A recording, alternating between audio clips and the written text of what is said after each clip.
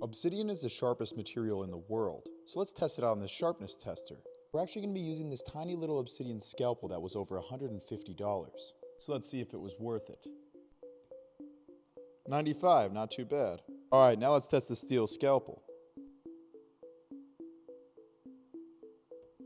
170. So yes, the obsidian scalpel is sharper than the steel scalpel, but just how much sharper?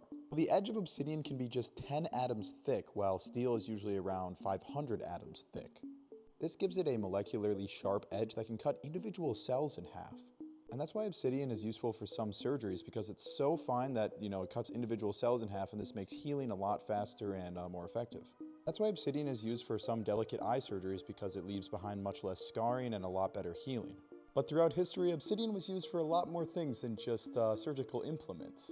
The Aztecs used long obsidian blades to edge their weapons known as maquahuitl. And what they were basically obsidian swords. They're just these long clubs with all these obsidian blades in their edge. And considering how sharp we know obsidian to be, imagine getting hit with one of these. This was known to sever limbs right off and even cut a horse's head off in one swing. They also used other weapons like this spear-type weapon. I can't even pronounce the name, but they were definitely deadly. They might have kind of been like the pole arm of the day, chopping, cutting, stabbing, everything. Perhaps you can understand how the Aztecs built an empire. They did it with the help of the brutal edges of obsidian. Subscribe for more.